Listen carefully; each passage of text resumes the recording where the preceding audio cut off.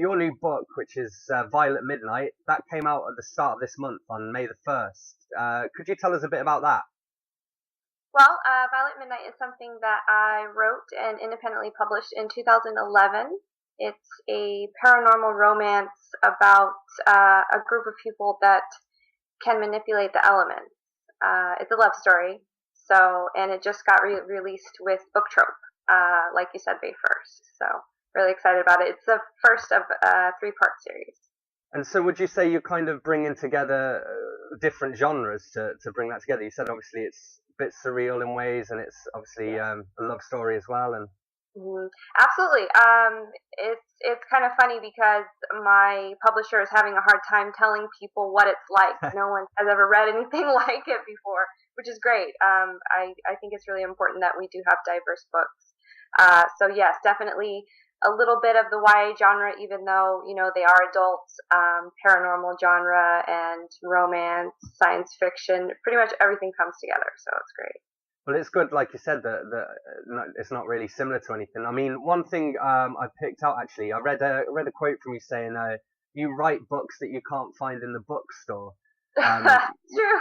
I found that quite interesting. I was wondering as well, do you still buy books from bookstores now, or do you have to kind of go online to find the kind of the niche stuff that you're looking for? I write, well, I have a lot of people in the industry that I know now. So I read a lot of their books, and I found some really great books lately. So those are ebooks. I do go to the bookstores. I'm not a huge fan of Barnes and Noble, which is huge here, because there are so many independent bookstores out there that carry things that they don't.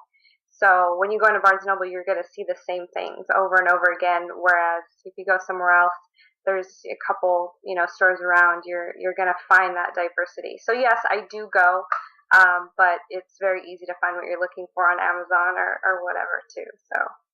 Yeah, that makes sense. And I mean, one thing you mentioned is obviously the community of writers online. I know you're quite active on Twitter and whatnot as well, but how important do you think that community is for kind of up and coming writers at the moment? It's very important. I was recently at a signing for Jonathan Mayberry, and there was a newbie writer there, and he was asking, how to get his name out into the world and stuff like that. And Jonathan Mayberry is huge on Twitter. So it's very important for authors to kind of realize that it is a support system rather than a competition. Yeah. There's plenty of books that everybody wants to read, so it's very important to writers. It's important to readers as well. We have some great bloggers out there that do a lot for us, interviews and reviews and stuff like that. So it's really important, and it's very different, I'm sure, from the time that we didn't necessarily have the internet as much as we do now. So it's great. Cool. And I was wondering again, as part of this whole sort of system of everyone working together. You used to write for Geeks Unleashed, or I don't know if you still do. Do you still? I do. Yeah. I actually run their literary section. Everything about books. I'm the editor, and I work with Mark, who owns the site. And we have a couple writers on there too, and it's fun. It's great. We really enjoy, getting kind of that news out of different books out into the world, along with comics and along with everything else. It's great. I have a great time with it.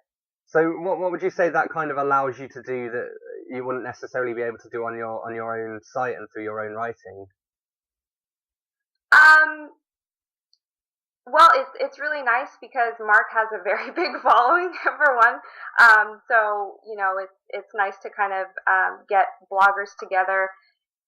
I think it's kind of a bloggers versus authors situation sometimes, where all the authors have their blogs and then all the bloggers have theirs, and the bloggers are communicating with each other. But any author is a reader first. That's what it boils down to. That's why they started writing, because of their love for books. So I think it's great that I have that opportunity through Geeks Unleashed to be not only an author but a reader, and to connect with those people as well. Brilliant. And actually, that leads on to one of the questions I wanted to ask. Is obviously I run a book review site. What was the last book that you read, and what did you think of it? The last book that I read was called Pulled Beneath by Marnie Mann. It was absolutely excellent. It's a new adult book, and I have had some issues with new adult books in that they're completely focused on sex. You know, when these kids are getting out of high school and going to college, and I don't really think that that's something that we should be putting on these young people. I think it's about adventure and going places and traveling and learning things about yourself, and that's really something she accomplished. It stands out of the whole genre, so it was a very, very good book. Cool, cool. And Yeah. just coming back to Violet Midnight, so you mentioned it's the first in a trilogy. hmm What else can we expect? Obviously, you can't give too much away, but Well, it's actually pretty interesting because the first book, Violet Midnight, focuses on this couple, and they eventually end up having children. They have two twins. Um, so the second book is based on their daughter. It's not based on them anymore. I mean, they're still in the book, and then the third one goes on to their son. So that's pretty much what you can expect from that. And every time they're having children, the children are more powerful. So there's people trying to go after them to steal their power and all that stuff. So it gets kind of crazy, but I had a lot of fun with it. cool. And I read you created a playlist for you to listen to while you're working Yes, on it as well. I mean, do you usually listen to music to writing, and do you think that maybe the two of them almost go hand in hand in some ways? I do. I do. I know a lot of writers do listen to music while they're writing. Some of them don't.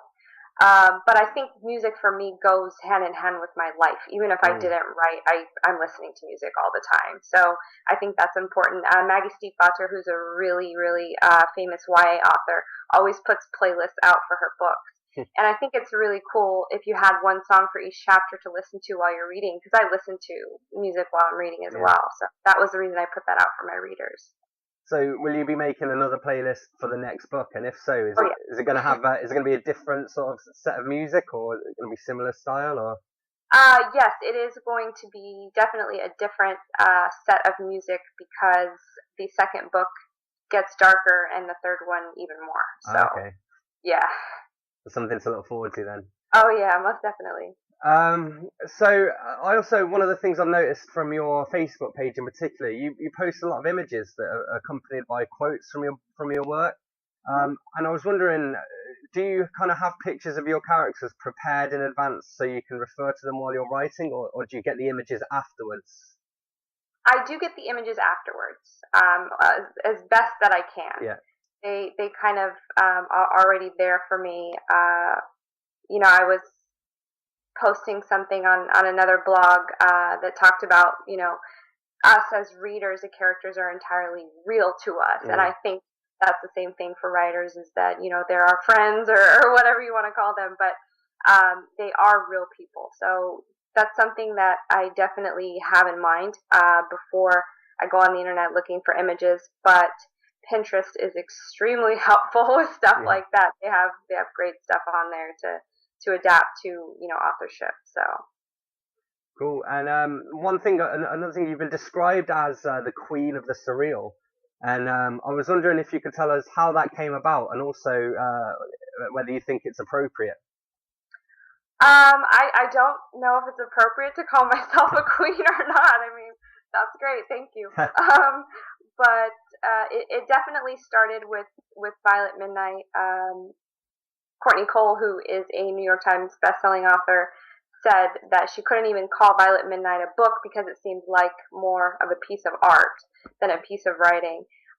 It's just the world that these people live in is not like anything that we've ever experienced. And the Queen of the Surreal comment actually came from The Sandman, which is a short story um, that reads as a suicide note.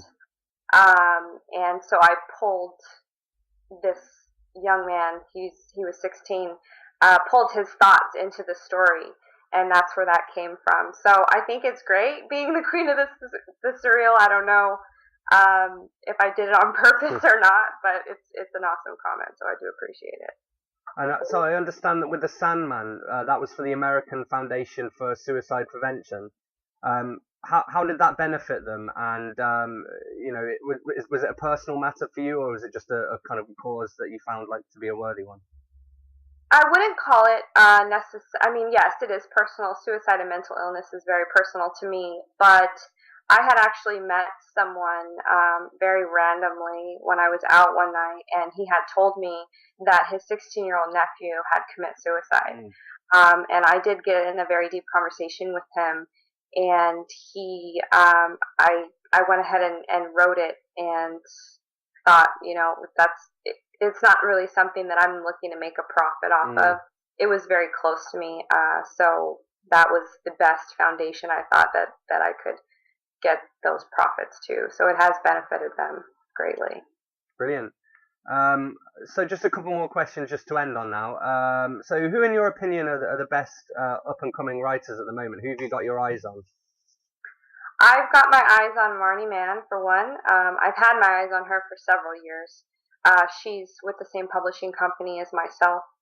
Um, she is absolutely amazing in that she does genre hopping, which everyone warns against, but she does it so well. I mean, she went from a book about heroin to an erotica to now a new adult, and she just does very well at it. She's an amazing writer. Her books make you want to write. You Mm. know, you read them and you're like, oh, this is so good. I want to write a book like this. So it's really great. Maggie Stiefvater, who I mentioned before, she's New York Times bestselling author. She's really, really big, but she's an advocate for teens, basically the antithesis of Twilight. You know, she Yeah. warns them against getting pregnant too early and falling in love too early, and she's always talking on that. She's an artist and a musician. She races cars. Like, Wow. she's just an all-around cool role model for teenage girls. So I would have to go with those two that I absolutely adore. Brilliant. And what's next for you in the next year or so? You mentioned, the rest of the trilogy. Are you working on anything else? I am. I am. The next two books are going out the next 2 months, so June 1st and July 1st. They'll both be released then. And then I have Paper Souls, which is a book about schizophrenia, releasing in September. And then I am working on a dystopian trilogy after that, and that first book will drop at the end of the year.